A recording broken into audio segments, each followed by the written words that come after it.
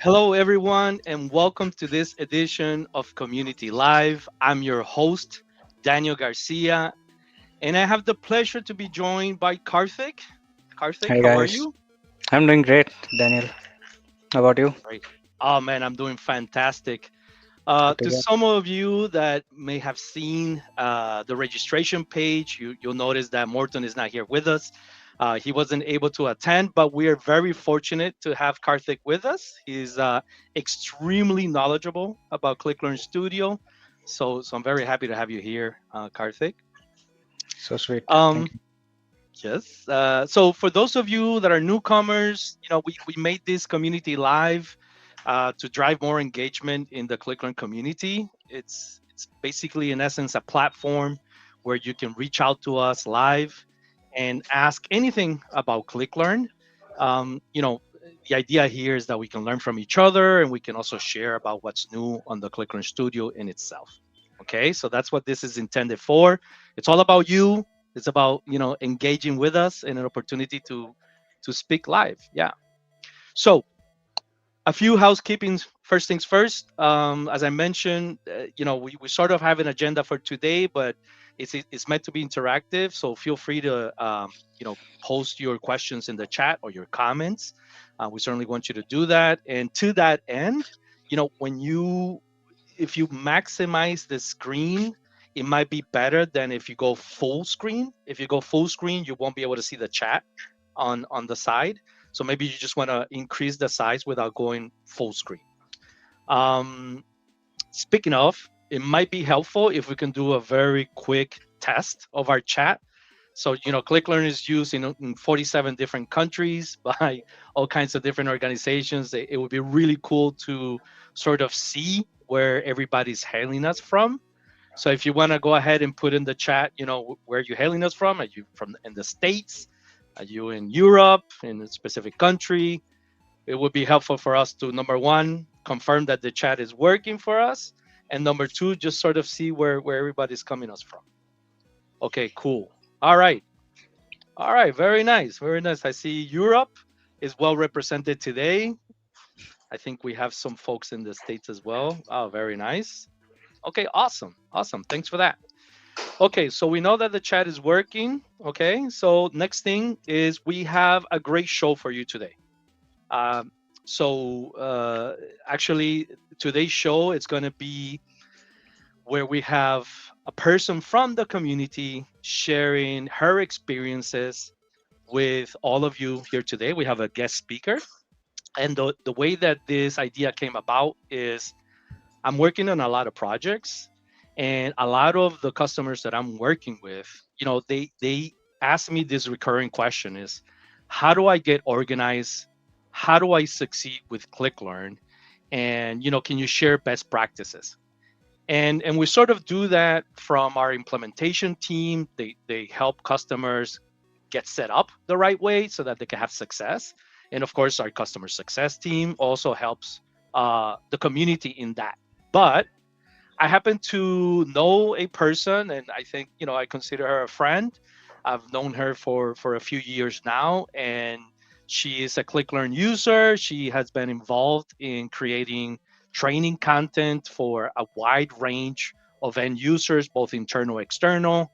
And so I thought, what better person to share about how to set up your project and how to manage a training program than inviting this person. So without further ado, I want to invite Deirdre Waite. She is an educator, a trainer, a person that has used ClickLearn for quite a while now. And what we're gonna do now is we're gonna have Deidre kind of share her story, talk a little bit about who she is and what she has done. And along in that journey, she has picked up a few things, like some struggles and some success.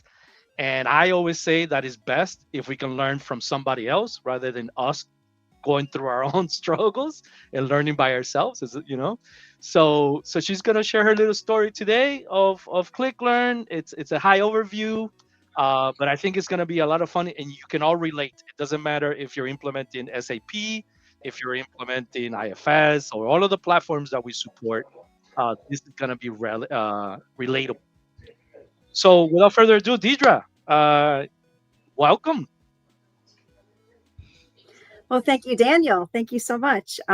It's a pleasure to be here today. It's an honor to be a part of the ClickLearn community. I'm really grateful for it. I think these leveling up sessions are an amazing way to explore and share as content creators and get support. So I'm really happy to be here.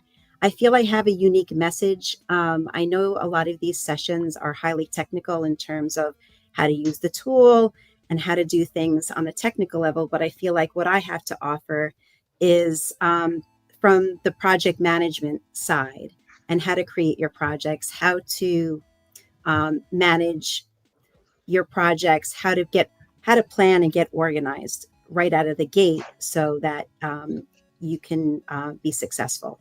So that's why I entitled the slide "Setting the Stage for Your Success," because this is all about you. It's how to plan, organize, manage, and train like a pro. Next slide. Awesome. As Daniel said, I am Deirdre Waite. I am NetAtWorks Training Administrator. I'm a former elementary school teacher. I worked primarily in general education settings, and my last role was as a first grade teacher in a Title I school in Denver, Colorado. Next slide. Okay, so I want to really talk about and spend time today talking about a framework for your success. We're going to be focusing on project planning, content planning, managing your projects, and also author training. As we go along, as Daniel said, we're going to keep that chat running. So please feel free to enter your comments, your questions in the chat. At the end of each section, we're going to be taking time. We're going to post some questions, and then we're going to take a look at those, or we're going to answer some questions that you have about what we discussed. So it's a great way to stay involved in the conversation and give us some feedback and have something to talk about.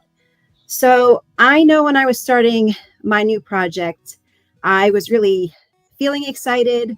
I knew it was challenging, and I know sometimes it can be intimidating. It's kind of like putting a puzzle together. There's a lot of pieces that are involved, and I kind of got lost in a little bit. I kind of got lost a little bit in all the pieces and all the details. So I want to talk about starting with a vision, because I think that that's really important. I want you to start thinking about the big picture, because you're going to be creating projects for different reasons, and it's really important to have a vision in mind when you start. So you might be creating a project for leveling up your employees. You might be educating your clients. You might be creating training content for new employees. We want to start thinking at the start about what is the ultimate goal or the outcome that we want. And yes, we want to create great videos and have wonderful looking documents. But at the end of the day, the ultimate goal or outcome that we're looking for is empowering our end users with the skills they need to be proficient. Okay, so learning is a journey and a process. We want to focus our efforts on creating training content that's going to turn a novice into an expert. Okay, next slide. Okay, so in order to do that, I like to start with asking myself some essential questions. So the first of those is, who are we creating the content for? That's our audience. What skills or systems do they need to learn? That's the scope of your project. And we always want to keep the end goal in mind, and that is end user proficiency. Next slide. Okay, and so that's why I like to start at the top with the project planning. Next slide. Okay, great. So that's where you define your project. You think about what project type you want to create. So in my experience working with different platforms, I found like 3 basic types. So you have your employee-based project, which is an internal, which you're creating training content for internal users. Maybe it's onboarding training. Maybe it's HR training. Maybe you're doing some professional development. Another kind of project is a client-facing project for external users. Maybe you have certain applications or platforms or systems that you need to train your clients on. So that's another type of project. And then a third kind of project you can create is this idea of a mixed user project, which sometimes can be used for internal and external users. So in other words, if you have a company website, internal users, your employees need to be trained how to use it and learn how to use it, but also your clients would need to learn how to use it. So while these aren't the only types of projects you can create, these are some ideas that you can use. Next slide. Another thing I want to talk about too is this idea of reusing and repurposing content. So no one wants to reinvent the wheel when they're creating a project. It's helpful if you can think about what content you can reuse or repurpose in different projects. So next slide.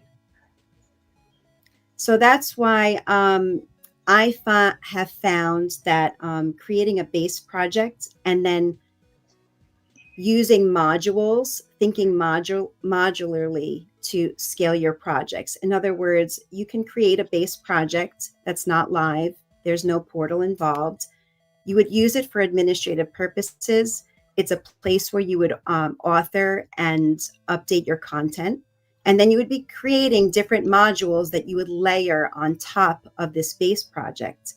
And as you create your content, you can import the material that you need, the content that you need into the different modules. So you can be using the same content and creating multiple projects with it.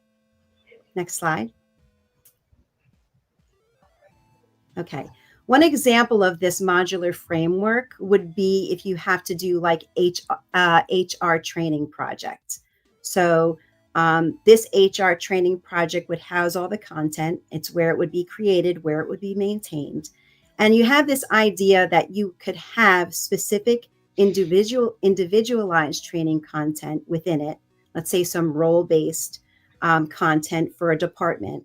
And then you could also have more generic reusable training content, such as entering time, requesting PTO, training travel arrangements, submitting expenses. There's a lot of content that can be reused in different departments for different projects. So you could be pulling that content into the different projects and not have to re-record. You could be repurposing everything. Next slide. Okay, so how have you mastered project plan? Have you mastered project planning? If so, maybe tell us how in the chat. Maybe give us an idea of how you did so. What questions, or if you're a newer user, what questions do you have about project planning for the team? And I think Daniel's going to monitor our chat and get some feedback. Yeah. You know, can you hear me, Deirdre? Yes, I can. Yes. Yeah, I think this notion of project planning is so crucial, right? Because often I've seen scenarios where we're so eager to get started. It's like you're running fast towards nowhere, you know, and it is so important to like just take a step, you know, like take a pause, really think about like who's your audience, like what are you trying to do, what is this project all about, strategize as to what, you know, what are some quick wins, what makes sense, before you run. Because as you run really fast and you're running fast in the wrong direction, then you're not being very efficient, but then also you're setting yourself up to do some cleanup or to sort of have more work in the long run, right? Yeah. Yeah. I think my the biggest tip would be to take the time to plan. Planning is essential for your success, and effective planning up front is going to lead to efficiency down the road. You're not going to get anywhere fast if you're going in the wrong direction. So take it from me. You want to take the time to plan. Yeah. All right. So did we get any responses from the chat, or is there anything else you want to add here, Daniel? I think we can continue. Okay, no responses. Okay, we're gonna keep going on. All right. In terms of content planning, after you have your project mapped out and planned out and organized, you want to think about planning your content and organizing it. Next slide. Okay. So it's helpful to understand that there can be different kinds of content, different content types. And for our purposes and our training purposes in business, I found that there are two basic types. There's role or department-based content. That could be your professional development, your HR training, your onboarding type learning and development content. But then there's also applications or platforms and systems content, which is more task-based or process-based content. So it's important to understand the difference and what you're working with. Next slide, please. Okay, so how do you break down and organize content? Well, I found that if I have role-based or department-based content that I need to break down and organize, I like to use Excel spreadsheets. I find that that's a really effective way to lay things out and get a visual on what I need to record. In terms of applications or system-based content, I really like to use and create content maps. Next slide. So what does that look like? In terms of role or department-based content, this is an Excel spreadsheet for the role of a business analyst. So I have taken the job description of a business analyst and I have plugged it into this worksheet. You'll notice that there are some role-based requirements and related skills, some core skills there. You also see that there's some technological skills, some soft skills. So hard skills, soft skills, role-based skills. I've put them all into this spreadsheet and I've mapped them out in terms of what I need to record to fully get the training content down for this role. Okay, next slide, please. In terms of applications, systems, websites, I have found that content mapping is really helpful. If you have an application that you need to provide training content for or create it for, I found this is a really great way. You can, I just used here the PowerPoint presentation and mapped it out. You can use Visio. I think they have kind of flow charts and things that might work for you. But what I've done here is I take the application, I break up the content in terms of categories, category A, category B, and then I break those categories down into the topics. So I have for category A, I have topic A and topic B. I can then keep breaking it down into subtopics and so on. So I can use this as a way to organize my content. I can even use this to help me in when creating my structure in ClickLearn. So I use this as a map. This is also like a stepping stone. How does the end user step through the content? How do I want the folders set up so that when they're stepping through the content, it makes sense? So this is great for organizing what you're going to record. It's also great for setting up the structure and mapping out the steps for the portal. Next slide, please. And thank you for the slides. Okay, so the next thing I want to talk about is just a little note about content that is based on an application. There is this idea that there are tasks and there are processes. So they differ in terms of definition, complexity, and scope. So what does that mean? For a task, you're talking about a unit of work within a process. This is something small. This is something simple and basic. The complexity is generally low, and the scope is usually narrow or individual to a role or something. So this is what a task is. A process is, by definition, a series of tasks or steps performed to get you to a specific outcome, more like a workflow. So the complexity of that is generally a little bit higher, and the scope is generally broader. So why is this important? Next slide. This is important when you want to build scalable content. You want to start your process by recording the basic tasks first. You then want to move on to the simple processes and then end with complex workflows and high-level functionality. This is important because you can sometimes reuse or repurpose your content.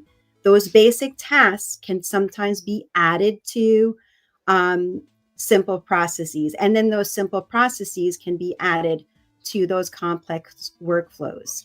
And particularly if you're working with, let's say, a platform where like Acumatica, where you're generating some kind of document, say a sales order, an invoice is created.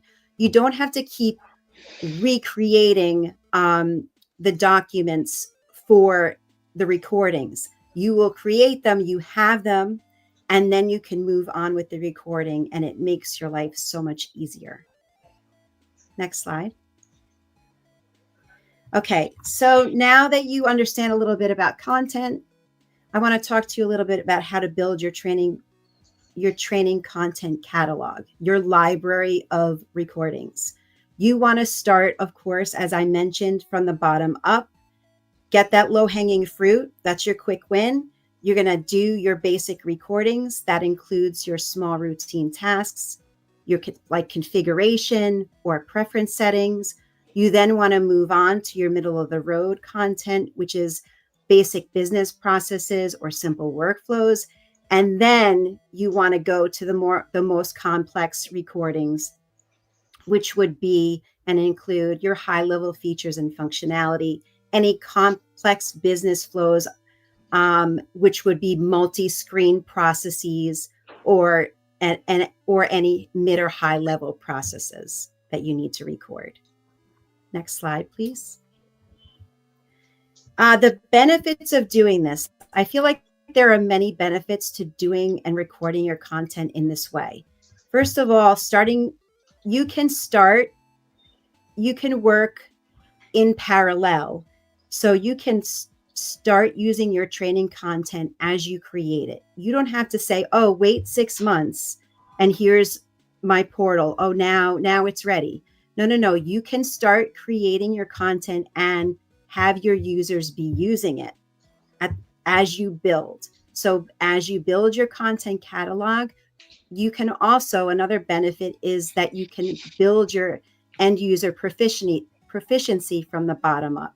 So you're not going all over the place recording complex processes and simple processes, and then you have no flow. When you build your training content, you're also building the competency of your end users and their proficiency as you go. So it's really like a really nice way of providing novices with those foundational skills and getting them as you go up to the expert level with those high level skills. Next slide. Okay, here's another question. I wanted to know because I got tripped up a bit when it came to content. Anything that trips you up when it comes to your content, or maybe a tip or a trick that you use for your content that you want to share with the group. And Daniel, take it away. Do you have any comments on content planning? Yes, can you hear me okay? I can hear you. Yeah, so actually I have some questions, and there's some questions on the chat. We'll get to it in just a second. All right, so help me understand. So it sounds like you're kind of killing multiple birds with one stone, so to speak, right? Yes. So your strategy is you start with the most simple types of recordings that you need to do, things that you can repurpose for many different user roles per se. Then it sounds like are you using like entry level, like new hirees to create your content? Is that what you're doing? Because it sounds like you're like the person is Yes. learning the So we business use, system at the same mhm. time as they're helping you create. So tell me a little bit more about that because that sounds interesting. Yes. Ah, yes, that's another benefit. So, what we like to do is we'll use our first year associates and let them create content for the role or the area of the business where they will be working. So, in a way, this helps them get firsthand experience using the application. But then also creating these videos is another way that they gain competency in terms of the processes that they're going to have to do. So it's really a great way for them as well to be learning the content as they create it. So that's another benefit. Yeah, I like to do that as a Yeah, strategy.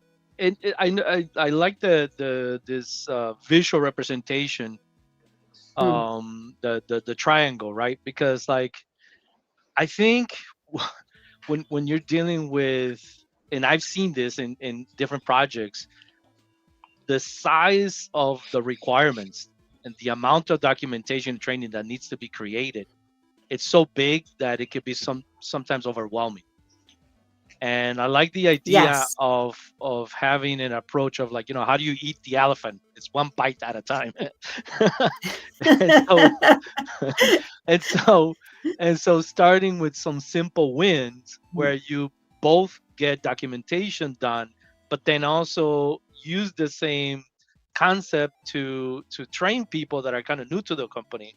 Now I think hopefully you can expand a little bit more how you do this, because I think that scaling your project to cover a wide range of documentation and training certainly requires multiple people collaborating in the same project, which I believe Karthik will help us on the back end of this session. Some features related to collaboration, which I can see in the chat. It was mentioned also. So thank you for that question. Certainly, what we'll do towards the back end, we'll share some features of how you can plan and organize and collaborate with ClickLearn Studio in the creation of content. Um, so I really appreciate this thing, because then it takes something that could be massive and overwhelming, and it becomes more manageable, right? And you focus on Yes. one step at a time in front of you, and then when you look back over time, you've been able to create large quantities of Yeah. documentation per se, right? I mean, at the end of the day, you're creating hundreds and hundreds of videos for a project. It can be very demoralizing if you don't take it in bite-sized chunks.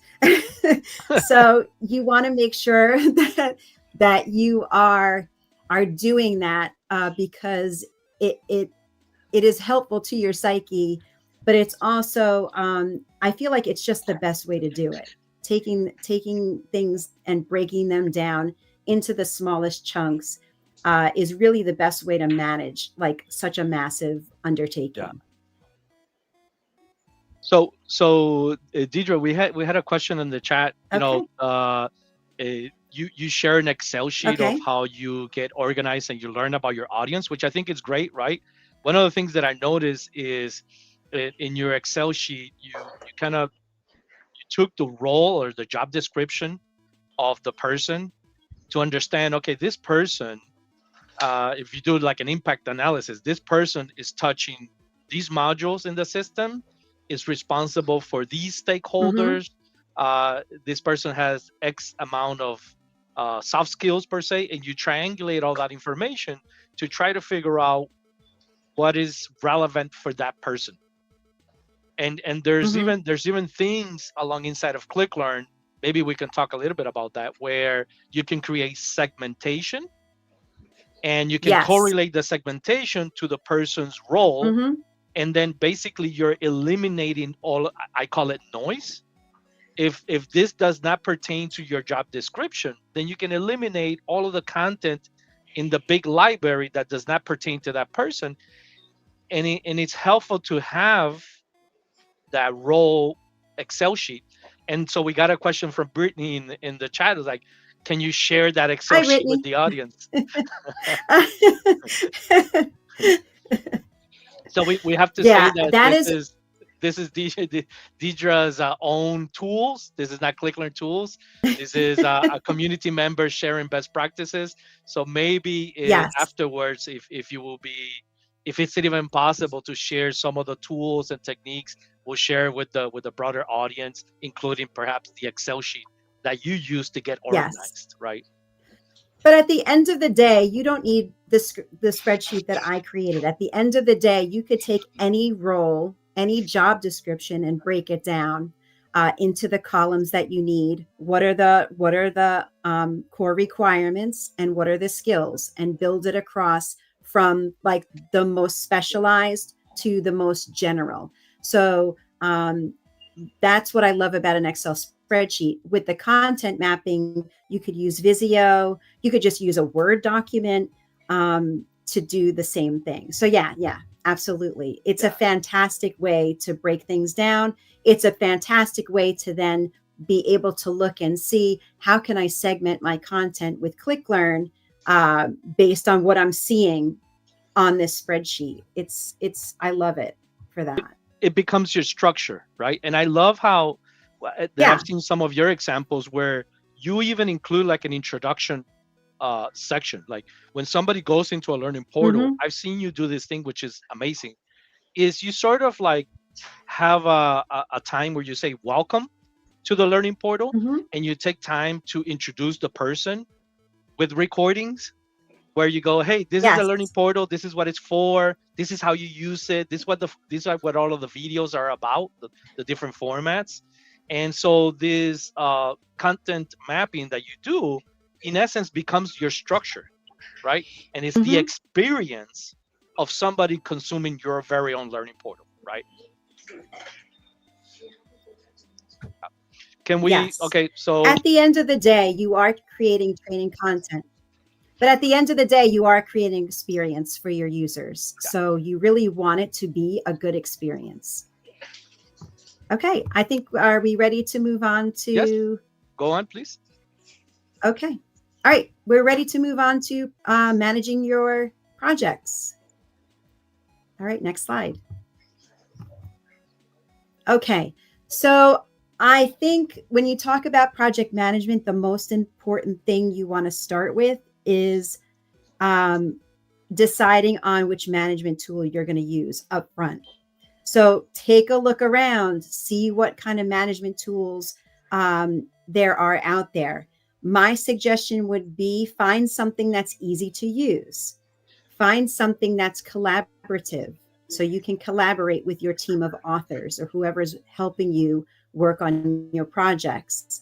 And something really important is something to have a tool that allows you to track statuses, because when you have hundreds of videos to communicate about or to track, you want something that will allow you to look and see where things are at all the time. So the benefits of using a management tool like this is that you can also use it to organize your content, and I'm going to show you that next.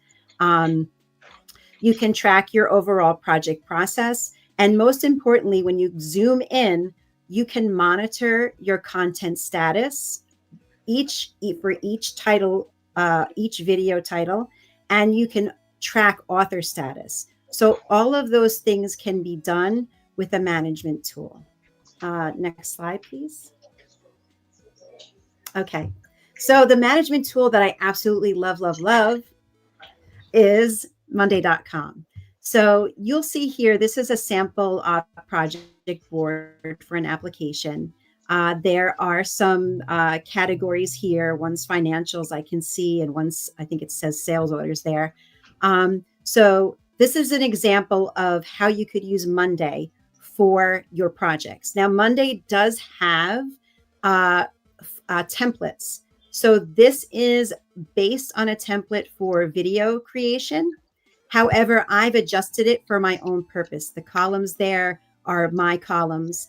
as you can see, I've listed the different topics within that category. I've listed the video titles. I've assigned an author. And then I work down the line of my process with my Monday board. So I start by what is my author status? What is the status of my review? It's a little hard for me to see from the screen here what I've got next. I think I've got updates, status. At the end of our process, we do a validation, and then you can even track.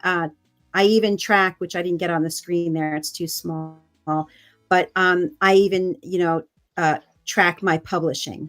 So, and the great thing about this board, Daniel, is that I can communicate with my authors in real time on a specific title. So I can click into that chat button and we can be typing to each other in real time and talking about a specific piece of content, sending screenshots or whatever. And we can work through the process together without having to meet or keep track of it some other way. So you can keep your any updates. Like I like to review my videos, put the updates, the screenshots, whatever needs to be fixed in the chat. And then I message my team and say, hey, in this video, please do these things. And then they can mark the board and say, okay, done.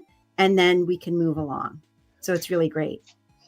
At some point, I think I'm trying to recall a conversation we had a few, maybe it was sometime last year. At some point you were like cranking out, was it like 1 or 2 recordings per day, like fully finished, or like the metrics were crazy, right? And if you're doing well, all of these different content, and then you're using multiple people, 5 different interns or what have you, then you really need to keep track of all of this. Yeah, at the highest level, we were up to 6 or 8 authors at a time, each of them creating, a couple or a few recordings per week. So yeah, it can get to be a lot. It can get to be a lot. So yeah, this is a great tool. I highly recommend Monday for managing your projects. Yeah, and we have, so of course part of that management trickles down onto the solution itself, to ClickLearn Studio, where there are features that you can use to communicate, to assign tasks, and to keep track of the progress that's going on when you're getting down to the details, right? The actual recording itself. You as the admin, you see what people are doing, and I'm sure you create different folders where you tell your interns, this is only where you're gonna live in, and you don't leave this area, and you can keep track of things. But then we also have 18 features to collaborate and to assign tasks and so forth. And I think Karthik is gonna help us a little bit with seeing that once you conclude your presentation. But thank you. Go ahead, continue, Deirdre. Okay, next slide. All right. So when we're talking about project management, I really want to focus your attention on monitoring and control of your project. So you see the picture of the person behind the steering wheel. You are the driver of the car. You need to get to your destination. I want you to remember to assess and reflect on your projects regularly. There are many benefits to being on top of this, and you can use your Monday board for that. The main benefits that I have found, and I really wanted to list them out here, is that you can address issues in real time as they come up. Whether it's with your content, with your authors, maybe you have an author who doesn't have the data that they need on a video title. You can know what's going on at any moment, and you can address it. So another good thing about assessing and reflecting is that you can quickly realign with your goals. You can refine your processes. It's a great way. Reflection is a great way to look back on what you've done and try and do it like once a week. Be looking back and say, okay, how did this week go? What's going off track? What's working? What's not? And then realign with what your goals are so that you can get moving in the right direction again. It's a great way to refine your processes. It's really helpful in creating those polished deliverables that you want. And it really helps you manage your your timelines. So you really know what content you can let go of, and really maybe redirect your authors to, hey, focus on this because we're burning through this content. Let's or we need this content by a certain date. Let's pull you off of these video titles and let's move over to something else. So my advice is be proactive, not reactive. Next slide. Okay. So my question to the group, if anyone wants to put it in the chat, is what do you find most challenging about managing your projects? I know there were several things that that got me and tripped me up. Or what management tool do you suggest if you use one? Because while I do like Monday, maybe there's something out there that another author is using and is finding helpful. And I think that offering different suggestions is a great way to help the group. I think that's that would be really helpful for anybody that's joining us today. Go ahead and share what is your approach to the management. We have we do have a question that is sort of related to what we're doing. So while people add in their comments on the tools that they use, so I see there's a question from Alexis. So basically the question states, any tips for finding out the right balance between giving background information or context on a process and clearly reporting the actual steps to follow? So I think this is like, it's always a balancing act. If you end up sharing a lot of information in a particular set of instructions, the person that is consuming the content could be overwhelmed. But you also don't want to do too little information because you have to have context to explaining the process. So how do you do it, Deirdre? How do you find that balance between too much information and not enough, and making things engaging and easy to consume for your users? Well, this is why another reason why the content planning upfront makes your life easier, because before you even get started and dialed in on a video, you can be breaking up the content into those small chunks so that you're not spending a lot of time explaining context, because you've done maybe the context in another video for something. So it's all about like building up on those simple tasks into those processes, and then you basically, as you step the person through your content, you're building that background knowledge as you go. So that's number one. Number two, I like to keep it as simple as possible in a recording. Really try and keep your recordings as short as you can. I know I have some recordings that can be super long because they are complex processes and you can't get away from that. But try and keep the content short and sweet. I like to give a little blurb at the beginning of a recording and summarize. This is basically what we're doing in this recording. And it just provides that little bit of context in terms of like, in this platform, this is why we do this process. This is the screen we go to. And this is the process that we do on that screen to get this action done.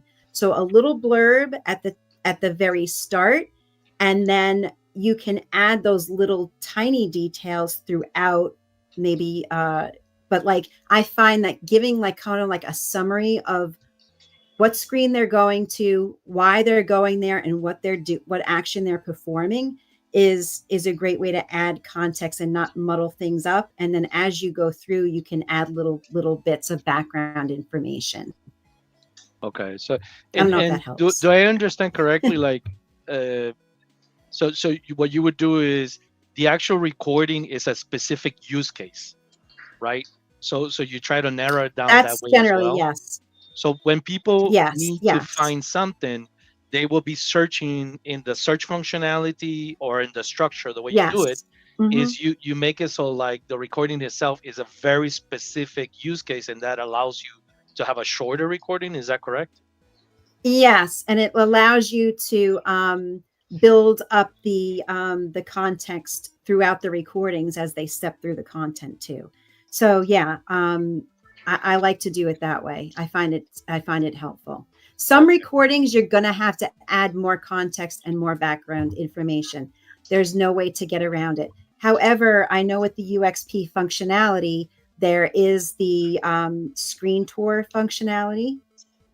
So what you can do is you can use that screen tour functionality to talk about in a general sense and provide an overview for either a process or a screen where people are going to be learning about. And you can use that as a way of providing an overall like introduction to the content. And then you can have your individual recordings to then back that up or step them through the different processes. So that's a great way, those screen tours. Yeah. So I want to recognize time. We have a little bit less than 15 minutes. But Deirdre, do you have another component that you want to share? I do have one last final thing, because I felt like project planning is important. Content planning is important. Managing your projects important. These are all critical things to get started.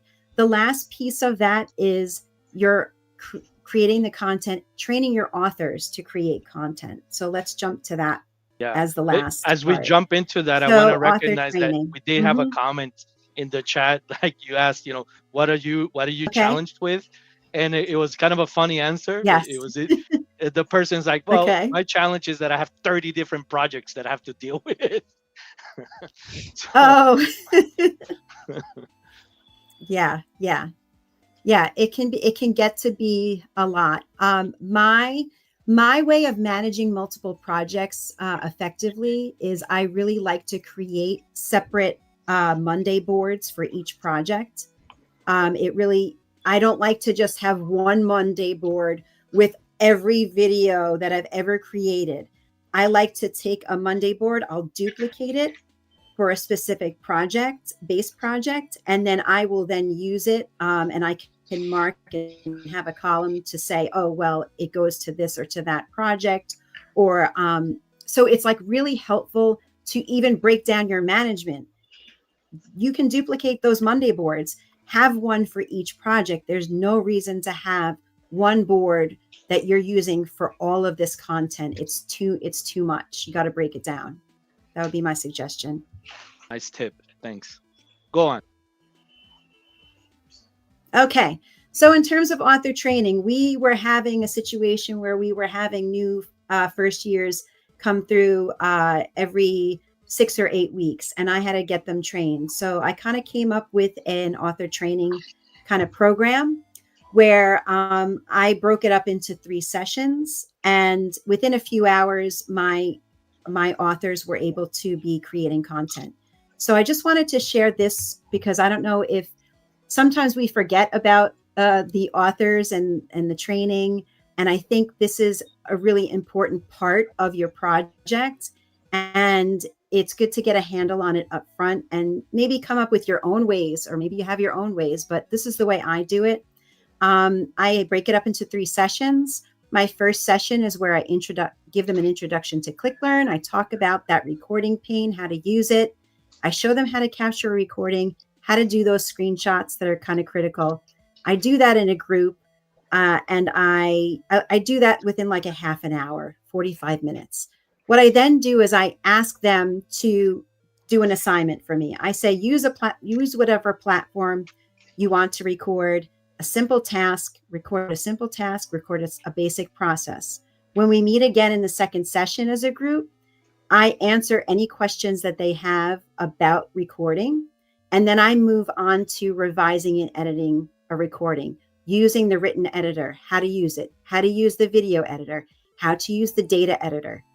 And then I talk a little bit about adding narration or context, and then adding sections to organize the video, and maybe adding annotations to the screenshot. That takes me maybe another hour. And then finally, session 3, we meet again. But what I do at the end is I meet individually or kind of like maybe in pairs. and we go through their recordings together, and we talk about their questions. I don't remember. I didn't remember how to delete a step or something. And then I give them personalized instruction in that last session. So within 2 to 3 hours, they are able to record content. And what I've done in the past is if they're with me for, say, 6 to 8 weeks, at the end of that time, they know how to record. So what I do is I hand them this session list and I say, okay, train the next set of FYAs that are coming in. Train the next set of authors. You know how to record content now, and they just follow this list, and they're able to train for me rather than me having to go back and spend time if I'm busy training authors. So it's really helpful tool. So this is slide. kind of like and then the last thing I want to share. Oh, I was just saying this is kind of like a judo move. you do a judo move where you yeah.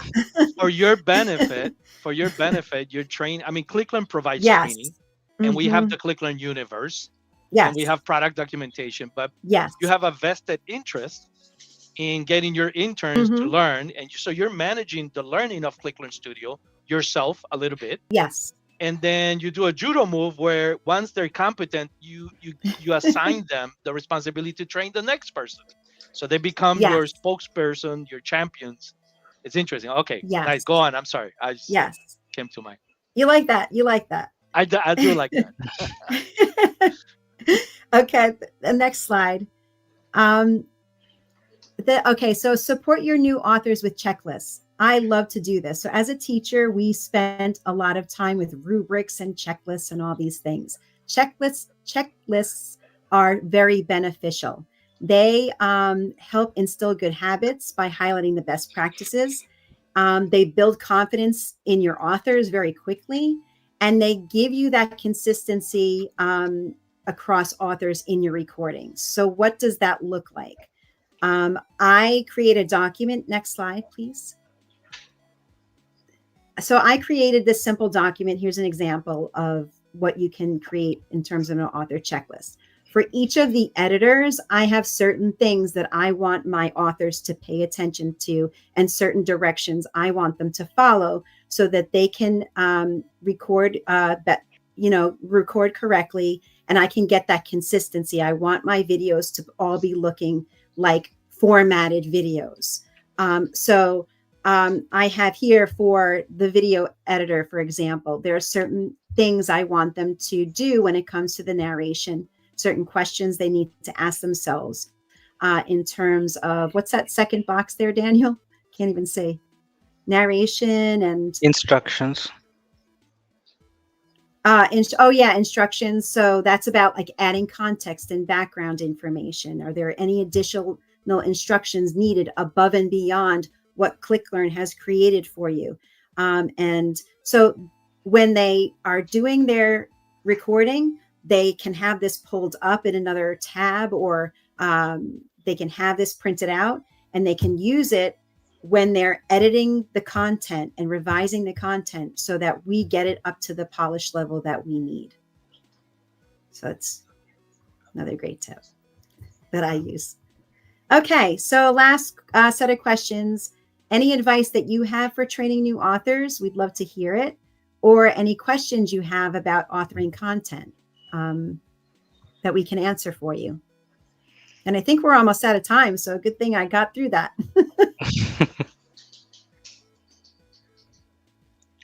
You're not audible, Daniel. Oh, Daniel, I can't hear you. I was on mute. Sorry. So I think we're very fortunate to have Deirdre on with us today. Feel free to ask any questions related to what she presented, any questions related to ClickLearn. We'll go through them. All right. What are some of the best practices that you follow to make documentation easier to read and use? In terms of the documents, or? Yeah, I think we talked a little bit about that with regards to the way that you do content mapping and structuring. But before we jump back into that, I do want to comment something on the checklist that you talked about. I think one of the things that I like about that idea is to get people vested in contributing to the creation of content. They need to be Mhm. motivated, and a checklist gives immediate reward to the individual. In the Yes. sense of accomplishment, right? Logging into ClickLearn Studio and making the first recordings, it feels good to fulfill that you have a check that you're completing something. And so I like that idea of your checklist, not only because it helps you be consistent, but then also it's an immediate reward to this person that you're trying to loop in and be involved. So I really like that as Right. well. Yeah. Um, okay, so we have some other questions. How do you ensure that the content different authors create look and feel the same to ensure consistency? How do you drive consistency among your projects, Deidre? Yeah. Well, like I said, those author checklists really help. But I really like to use a video template. So what Okay. I do as a trick is I create a master template for a project, and I have my authors then go into the project. They copy the template, they rename it to the title of whatever it is they're recording, and then Uh-huh. they just click into it and they start recording. So I have it set up. So maybe I have like a corporate image at the beginning. Maybe I have a certain narration that I want to say, the recording to say when someone goes into each one. So I use a template with sections that's already created, and all they do is grab it, copy it, rename it, and then literally go in uh into like the step wherever they need to start. There's a starting point, like I do like a greeting and a closing, and then Mm. they go right in and they start recording. So like the polish comes from the template, because all the videos then look the same in terms of whatever company Uh-huh. images or you want to put in there. So I really like that idea. I keep the opening narration kind of the same and the closing narration the same, to give it that continuity, to give it that polished look, that you want. So I like to do that, um, to get that really And then of course really the templates, polished right? You looking. you play a lot with the templates on how you I add, do. I because I've do. seen I've seen your I do. examples. You drive a lot of like branding and visuals. It seems Yes. like you Hmm. you spend a little bit of time in dressing up the visual Yes. branding language of your learning portals to I mean, Yes. not only to beautify it, but it helps like be able to navigate them easier. You use different colors to nudge people in certain directions and you know Hmm. increase the level of engagement and the experience, to your point, right? Yeah. And the thing is, like, not every portal and not every piece of content is the same for my projects. Like, I like to use the more polished template for like a client facing project. I don't feel it's necessary have um, to have it maybe for a more internal project. So, like, it's decisions that you make about what kind of look you want, what kind of feel you want. But the idea is that using a template, even if you have no images or special narration, is something you can just copy and paste to give you that structure with the sections there. If you don't need a section, just delete it. Yeah. Do you know what I mean? So Mhm. it's a really great way of tackling, and getting that consistency across the board very easily. Yeah, so instead of copying and pasting, we already have a feature inbuilt in Oh, Studio, right? see, you Wherein learn something new every day. wherein you can just build a skeleton right into it, and whenever a new recording is created, this template automatically pastes itself into the recording, so your users can delete it or use the same skeleton of recording, then the steps comes in between, right? We can manage that. Oh, wow. Yeah, Wow, maybe we can show that next time. yeah, I'd love to sure. see how that works. So we are basically completing the hour. I just Okay. wanna, yeah, I just wanna say, first of all, if you like today's session, I hope you tune in to next month. I think we're gonna be fortunate enough to have Deidre join us in the next community live. As I understand, it could be wrong. And if we do that, that we're gonna get a chance to do a little bit deep diving onto more of the components that she talked about, but then also we'll have more opportunities to share what these features look like inside of ClickLearn. um, Hmm. so just maybe if we still, for those of you that don't have another meeting that you need to jump off, if you have any technical questions that you want to ask before we conclude, please feel free to add in the chat. We have Karthik here.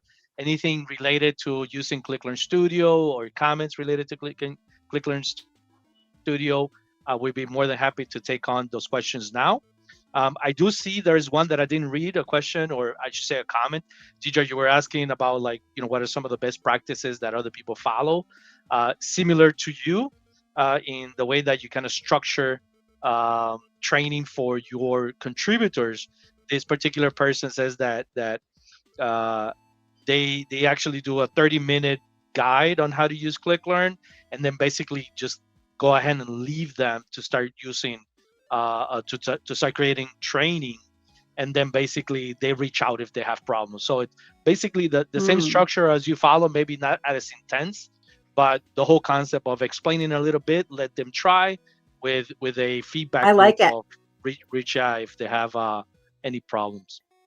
So You know what is another great idea is what's create a that? project to train your ClickLearn authors. You love projects, Deidre. Just keep creating.